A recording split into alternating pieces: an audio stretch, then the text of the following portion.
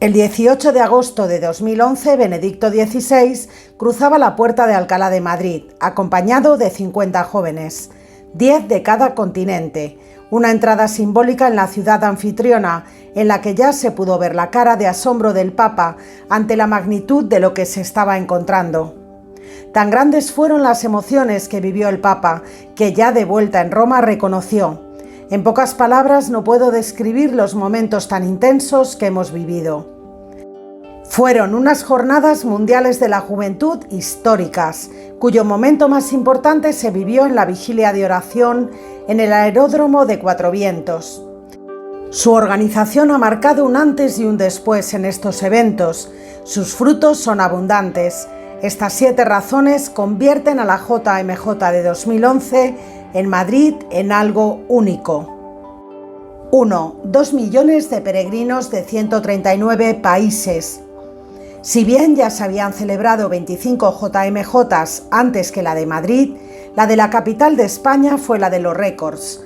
Casi 2 millones de peregrinos de los 5 continentes se congregaron para encontrarse con el Papa, en pleno mes de agosto y a casi 40 grados. Para que todos ellos se sintieran acogidos y fuera más fácil su estancia, 30.000 voluntarios se dedicaron al servicio al prójimo. Se facilitó asimismo la participación de 2.000 jóvenes de todo el mundo con pocos recursos y de 4.000 personas con discapacidad. La afluencia a la vigilia de oración y a la misa de envío en el aeródromo de Cuatro Vientos superó cualquier expectativa. 2 millones de personas presentes y otras muchas que no pudieron acceder al recinto, que ya estaba desbordado. El Papa tuvo que suprimir su paseo por los pasillos del aeródromo para saludar a los fieles debido a la falta de espacio. 2. La tormenta perfecta. Precisamente el momento más recordado de la JMJ se produjo en Cuatro Vientos. Después de una tarde de sofocante calor, al atardecer, ya en plena vigilia y con Benedicto XVI en el grandioso escenario, comenzó una lluvia que se transformó en poderosa tormenta, con vendaval incluido. El Papa era cobijado bajo varios paraguas, mientras el viento hacía volar su solideo y derribaba la cruz de la JMJ. También algunas vallas e incluso hizo tambalear los sets de televisión que transmitían el evento. Pero la multitud recibió la lluvia como una bendición. Se mantuvo firme, como el lema de la JMJ, firmes en la fe. El Papa, al ver lo que ocurría, no perdió la sonrisa. Y tras la tormenta llegó la calma, en un aeródromo completamente embarrado y con los peregrinos empapados. Los bomberos apuntalaron el escenario para la adoración al Santísimo en la custodia de Arfe del siglo XVI. Se hizo un silencio sepulcral y, arrodillados en el barro, 2 millones de personas pusieron sus ojos en Cristo. Las imágenes eran impactantes, el encuentro personal de cada uno con el Señor. 3. Primeras confesiones de un Papa a jóvenes en una JMJ. Por primera vez en una JMJ, un Papa confesaba a varios jóvenes de distintos países. El sábado 20 de agosto por la mañana, Benedicto XVI se dirigió al Parque del Retiro, donde se había instalado lo que se llamó la Fiesta del Perdón. En 200 confesionarios con forma de vela, los sacerdotes administraron el sacramento de la penitencia a 18.000 personas. El Santo Padre ese sábado confesó a 4 jóvenes, 2 chicos y 2 chicas. Estuvo 40 minutos, el doble de lo previsto. Según el portavoz del Vaticano, en Madrid se volvió a actualizar el sacramento del perdón. 4. El Vía Crucis más rico de la historia. España tiene un patrimonio cultural sacro-religioso incomparable en el mundo entero. La riqueza de su tradicional Semana Santa, vivida con gran devoción en todos los rincones del país, y a la vez de maneras diferentes, fue el detonante para convertir el Vía Crucis en algo que jamás se había producido. 15 obras de arte barroco de incalculable valor, una por cada estación del Vía Crucis, más una última de la Soledad de la Virgen. Se dieron cita en el Paseo de Recoletos, en pleno centro de Madrid. El Papa dijo: son imágenes donde la fe y el arte se armonizan para llegar al corazón del hombre e invitarle a la conversión.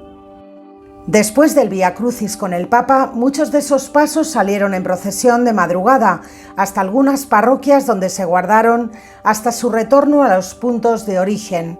Fue una madrugada en pleno mes de agosto. 5. Visión joven y moderna de la Iglesia en comunión. Benedicto XVI calificó la JMJ vivida en Madrid como un gran don que da esperanza para el futuro de la Iglesia. Conmovido por la fe de los jóvenes con los que se había encontrado, había sido el principal testigo de una juventud que había dado un ejemplo al mundo sin precedentes. Casi 2 millones de personas, en su inmensa mayoría jóvenes de todo el mundo, hermanados, felices, compartiendo alegría, fe y esperanza, mostraron una iglesia joven, comprometida, capaz de divertirse con el mayor entusiasmo y de recogerse en oración y en la liturgia cuando el momento lo requería. Como decía el titular de un periódico nacional en España en esos días, un tsunami de jóvenes católicos. 6. Éxito de la organización y referencia mundial. La organización de un evento de esta magnitud, incluso superadas las previsiones, fue todo un reto que ha inspirado a los siguientes países organizadores de la JMJ. Goyo Roldán, delegado de Juventud encargado de la JMJ, revela que resultó fundamental la coordinación de todas las parroquias, colegios, conventos, monasterios, todo para que todos fuéramos en la misma dirección y cada uno hiciera lo que tenía que hacer. Fue realmente complejo. Para Yago de la Cierva, coordinador de la JMJ Madrid 2011, el secreto del éxito de aquel equipo fue la unión de profesionales y voluntarios, un evento que reúne a más de 2 millones de personas. Es imposible sin un pequeño equipo de profesionales que formen su esqueleto sólido y una marea de voluntarios que sean los músculos y la cara humana de la fiesta. 7. Innumerables frutos personales. Pero más allá de las cifras, la JMJ fue un encuentro personal de cada uno con Dios. Es ahí donde más se ven los frutos. Vocaciones al sacerdocio, parejas que se conocieron allí y ahora son matrimonio con hijos, conversiones impensables. La marca en el corazón que ha dejado en decenas de miles de personas es imborrable. El libro Huellas de una tormenta, del periodista Pedro José Rodríguez Rabadán, saldrá a la luz el próximo mes de septiembre y aglutinará más de una veintena de testimonios de cómo lo vivido hace ahora 10 años ha cambiado la vida de muchas personas. Son una muestra de cómo Dios se sirvió de esa JMJ en Madrid para tocar el corazón de muchos y cambiarlo para siempre.